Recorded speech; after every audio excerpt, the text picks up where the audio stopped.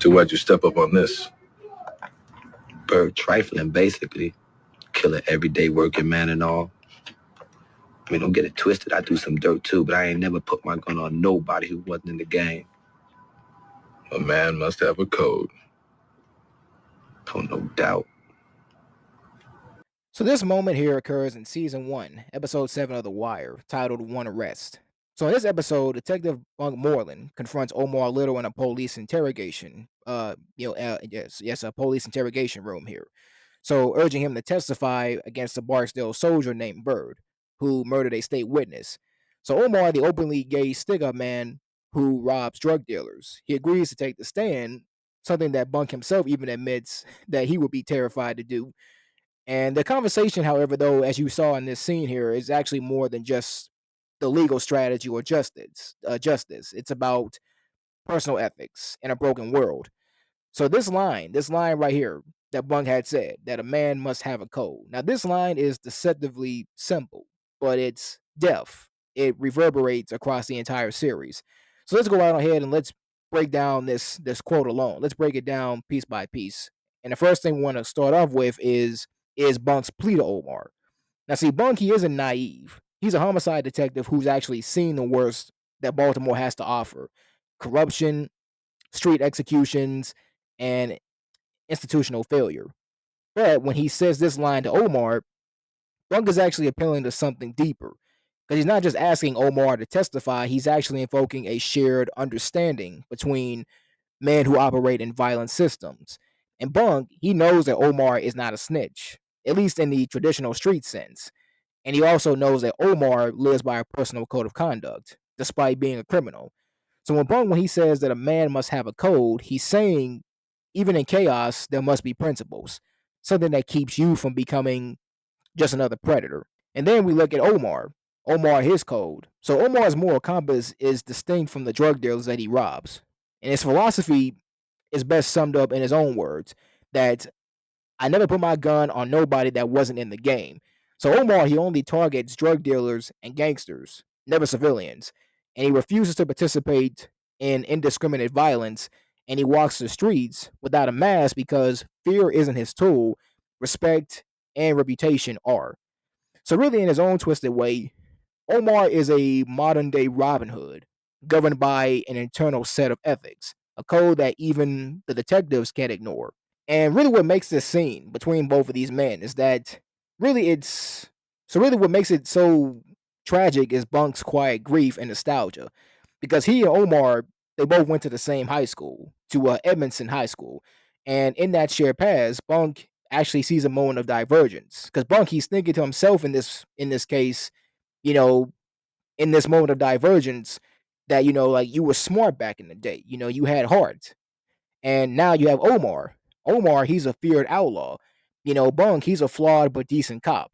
So the paths that they both taken, they reflect different negotiations with a corrupt system. Because see, Bunk, he chose the badge and the bureaucracy. Omar chose the street and autonomy. Yet they both see themselves as men trying to survive without becoming monsters. So when Bunk says this line, he's reaffirming Omar's humanity and he's begging him not to lose it. Now, what I want to do is I want to play a couple of scenes here overall, really just to kind of break this down even more, and pretty much to kind of like break down this scene, because there is one scene, of course, in the show that I will get to in just a moment. But I want to play a few scenes overall, really to kind of like break it all down in a moment. So I'll play this first video here. So take a look at this.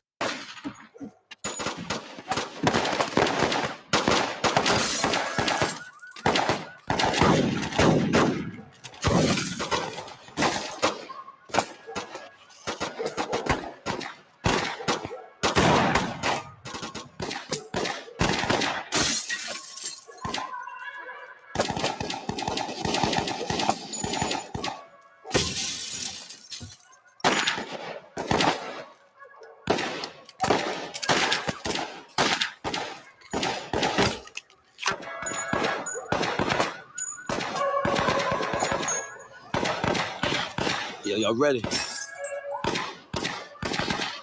bang out.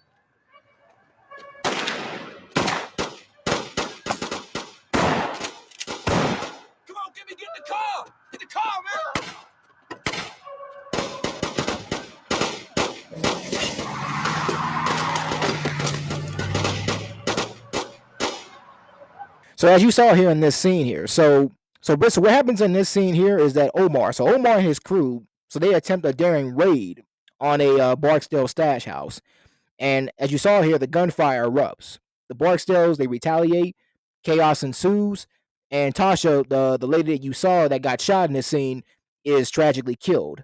And this is a pivotal moment that really shakes Omar's moral foundation. So Bunk, what he does is he investigates her death, and he's actually disturbed by it because he believed that she was innocent, not realizing that she was part of Omar's crew.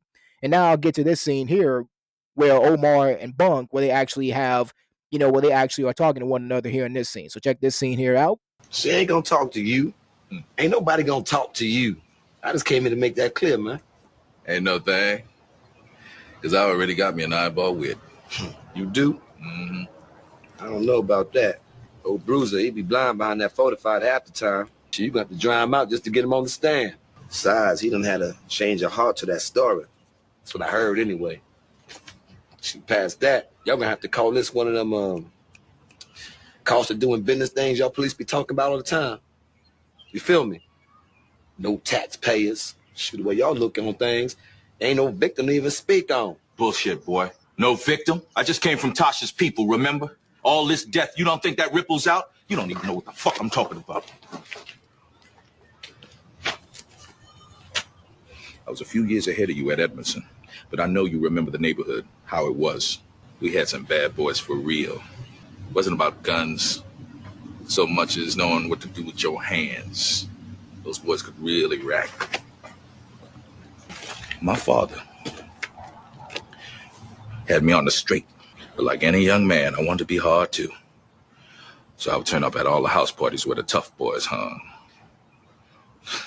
Shit, they knew I wasn't one of them. Them hard cases would come up to me and say, "Go home, schoolboy, you don't belong here." Didn't realize at the time what they were doing for me. As rough as that neighborhood could be, we had us a community. Nobody, no victim, who didn't matter. And now all we got is bodies and predatory motherfuckers like you. And out where that girl fell, I saw kids acting like Omar, calling you by name, glorifying your ass. Makes me sick, motherfucker, how far we done fell.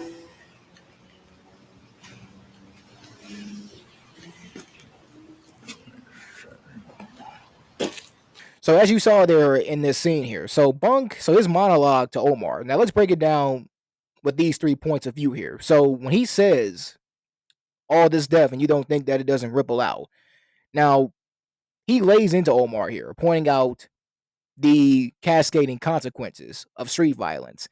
He talks about growing up together at Edmondson High School and how the community, how they used to hold people in check, but now it's fragmented and lethal.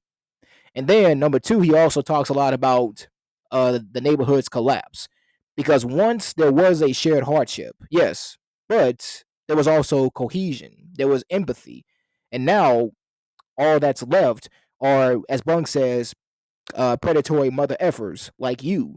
And he actually asserts cutting to the heart of Omar's moral ambiguity. And then the third, as he says here, he saw kids acting like Omar. So this line is the emotional centerpiece. And Bunk, he witnessed children. He witnessed children arguing over whose turn it was to be Omar, literally fighting to emulate a killer. So in that moment, the myth overtook the man. And Bunk, he expresses revulsion, revulsion that Omar has turned into a boy's fantasy villain. And if you're probably wondering what scene I'm talking about with the kids acting like Omar, this is a scene that I'm talking about.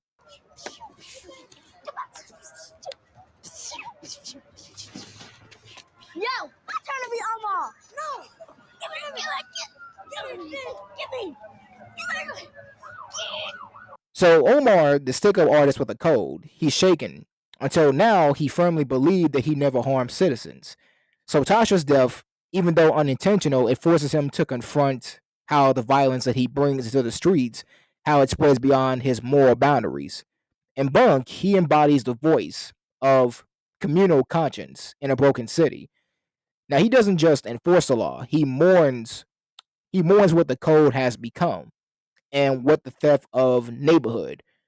Yes. So what the theft of the neighborhood ethics has meant for the children on the corners. And also, let's go on ahead and break down more of this dialogue. Now, Bunk, so basically, and this dialogue is pretty much paraphrased and analyzed. So basically, what Bunk is saying here is, so Bunk as he's saying here is he's saying that you think this stops with her, you think that death doesn't travel farther. And Omar, he holds up his code. He claims that he won't shoot anyone not in the game, but Tasha's death was collateral, and that cracks his moral armor. So Bunk, he recounts, and once again, he recounts Edmondson, how the hard boys, how they would push him away, smart enough to know that he didn't fit in. And that kindness of exclusion, that was protection. And that shared experience of neighborhood solidarity is gone.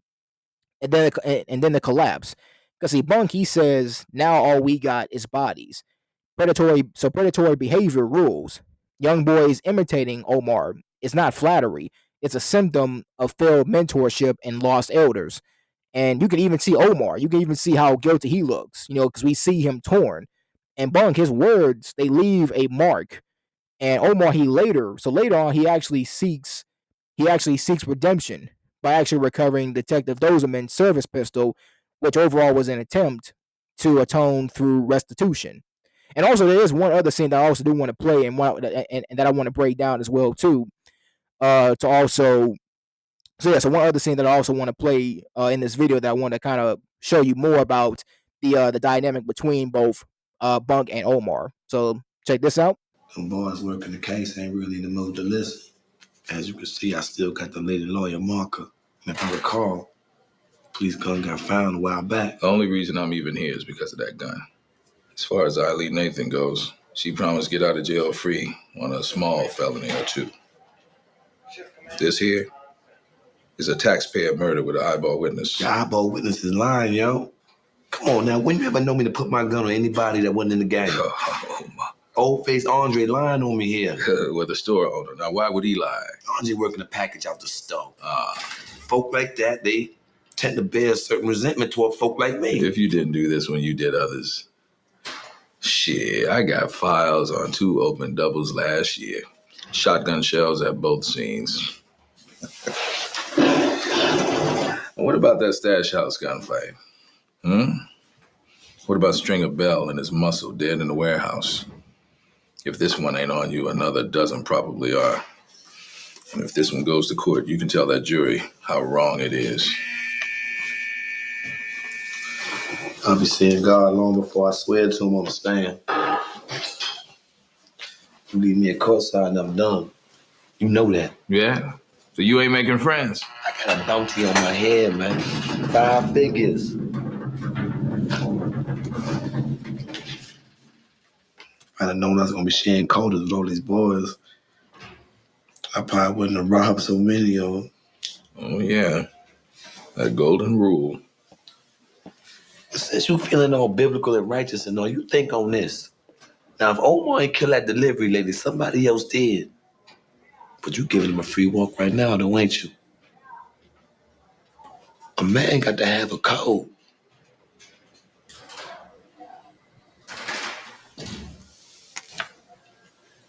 So Omar Little. So in this case, he's sitting in a holding cell here, framed for the murder of a. So pretty much the context leading up to the scene is that Omar is actually being framed for murder of a taxpayer. So in the Wire's moral lexicon, which is a civilian that is uninvolved in the game. So this woman was actually, in fact, she was murdered by Chris Parlow, who's Marlo Stanfield's enforcer, during a hit intended to send a message. So the frame up is executed through old face Andre, who is a pawn shop owner. Pretty much is a pawn shop owner with his own troubles, who actually fingers Omar to save himself from Marlo's wrath. So Omar's arrest is a tactical win for Marlo, removing a direct threat to his operation while damaging Omar's reputation. In Baltimore street code, killing a civilian is a line that brands you as reckless, dishonorable, and dangerous in the wrong way, the exact opposite of Omar's self-made identity. So Bung, when he arrives, he comes down to the holding area specifically to confront Omar. And this is not really a friendly visit as you saw here. Because see, Bung, despite his messy personal habits, he operates by his own moral compass. And one of his deepest held beliefs, expressed multiple times throughout the series, is that civilians should be off limits. and the idea of Omar crossing that line disgusted him. So at this point, Bunk is filled by a mix of personal disappointment and professional disdain. Now, the two men have a shared history. Years earlier, Bunk, obviously he saw Omar's cooperation to put away Bird, a brutal enforcer in Avon Barksdale's crew, for killing a taxpayer. And back then, Omar gave up Bird because the crime violated his personal ethics. And a man got to have a code. So in Bunk's mind, Omar betraying that same principle now would make him a hypocrite and just another predator. And then we also have the confrontation between the two of them. So when Bunk approaches his cell, his words carry an undercurrent of anger and disbelief because he makes it clear that killing a civilian is not just another charge, it's a stain on a man's name. So Omar immediately pushes back, flat denial, no hesitation, because he knows how the streets view, how the street views such an accusation and how dangerous it is to his own reputation and survival. Now he tells Bunk that he did not kill the woman. That old face Andre is lying to save his own skin, and that the story is a fabrication by Marlowe's crew. Now the tension here is built on mutual knowledge, and that knowledge is Bunk knowing Omar, knowing that he's capable of violence, but only within the game, which is robbing and killing drug dealers. And Omar, he knows that Bunk has seen him to keep that line before, which is why he leans on their shared past to make his denial credible. And then when Omar says a man got to have a code, now this is overall a callback. Now it's not just a throwaway; it's a deliberate echo of their season one meeting. Back then, he said the same thing while explaining why he was willing to testify against Bird, and it was almost a bonding moment, a flash of mutual respect between cop and criminal. So here, Omar is invoking it as both a defense and a reminder. So the defense is he's telling Bunk that I've lived by that code since you first met me, and this charge violates everything that I stand for. And the reminder in this is that he's saying that you've seen me honor that code before. Believe me now. And the repetition, it gives the scene a full circle a resonance because it shows that for all the chaos and the shifting alliances in the wire, certain personal codes they remain constant, at least for some characters. And then the underlying tension. Now, the beauty of this scene here is that it actually plays in two registers at once. Because on the surface level, a suspect denying guilt to a detective, and then secondly, you have a deeper moral level where you have two men on opposite sides of the law, testing the boundaries of trust built over years. So Bunk's skepticism is still there because he is a cop. He's been lied to thousands of times. But there's also a visible moment where he actually considers Omar's words. And for Bunk, Omar isn't just another corner boy. He is somebody with an ethos. And if Omar says he didn't do it, then there's a non-zero chance that he's telling the truth. So really, why does this scene really matter? Now, this scene matters because you have the character continuity for one. Because Omar's code is not just lip service. Because the show consistently portrays him as living by it. So no civilians, no excessive cruelty, and no senseless violence. The second is the moral mirror. Now, Omar and Bunk, they serve as foils because both of them operate in corrupt systems, the street and the police department. But they try to hold on to personal rules that keep them from becoming complete predators. And then the third is the Wire's ethics. So the scene reinforces the Wire's recurring point, which is that the institutions are broken, but individuals, they can still live by the principles, however, though imperfectly. And then it's also foreshadowing because Omar's insistence on his innocence sets up the arc where the truth about Marlowe's frame job it begins to unravel. So why does all this matter? Why does a man must have a code matters? Well, first because it's the moral reckoning behind it. Because Omar's progressive confrontation with guilt and accountability is important, and social commentary. Because Bunk is not, because really he's not just condemning the violence; he's lamenting its cultural elevation. And the third is the story arc pivot, because this moment actually becomes a turning point for Omar's trajectory in season three, culminating in actions that attempt to repair some of the damage. So when we look at the thematic when we look at the thematic threads of all this, we look at the themes and the insights behind all of these. Now, when it comes to the first theme, the myth versus reality, the insight in this is that Omar is lionized, yet the idolization it spawns more tragedy. So Bunk he sees the fallout firsthand. And the second theme, which is code versus chaos, and the insight behind this is that Omar he claims a personal ethic, but accidents like Tasha's death they show how accusation doesn't really account for inertia. And then the third theme, which is generational decay, the insight behind this is that kids mimicking Omar is not ambition, it's displacement. A codeless man becomes their exemplar. And then the last theme is community erosion. And the insight behind this is that Bunk he mourns a lost neighborhood where toughness had limits and bodies did not define identity. So really the nostalgia for moral clarity in Bunk's voice shows how deeply he mourns what erosion in West Baltimore has done. And Omar's stoic facade, it cracks. His whistle, his coat, his code, they can't protect him from consequences that he didn't intend. And the emphasis on children imitating him is chilling. He's become a myth, untouchable in many people's eyes, not accountable. So the phrase "a man must have a code" it also strikes at the heart of the Wire's meditation on masculinity. In the street world, a man is respected for being ruthless, but not random. In the police world, a man is respected for closing cases, but not bending too far. In Omar's world, a man survives by holding fast to something sacred, even if it's just a rule not to kill civilians. It's a reminder that power without principles is savagery, and justice without courage is cowardice. But you know something though? The irony is everyone has a code, but most abandon it. Now, what makes the code even more painful is its ironic truth. Avon Barksdale, he has a code, which is loyalty and silence, but he allows murder to protect it. Stringer Bell, he has a code, which is business above all, but it leads to betrayal. And even Jimmy McNulty, he has a code to serve the case, but he wrecks lives and he rule but he wrecks lives and rules to do it. Now Omar, he's very rare because unlike the others, he never betrays his code. And even Bunk, who reserves the who you know okay like even Bunk who reveres the law, he burns evidence in season 5 for a friend, and the line itself it blurs for everyone except for Omar.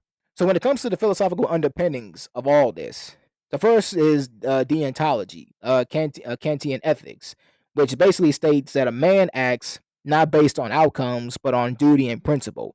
Omar won't shoot innocents no matter the stakes. His duty is self imposed, it's rigid, and it's categorical. Stoicism. Omar lives with internal self discipline in an unpredictable world. He doesn't react with emotion or fear. He accepts death, betrayal, and suffering as part of the street's natural order, but still lives with virtue as he sees it. And virtue ethics. In The Wire, virtue is not institutional, it's personal. Omar's bravery, Bunk's loyalty, even their confrontation all speak to individual morality in an amoral world. And also the scene between the two of them, it also echoes throughout the show.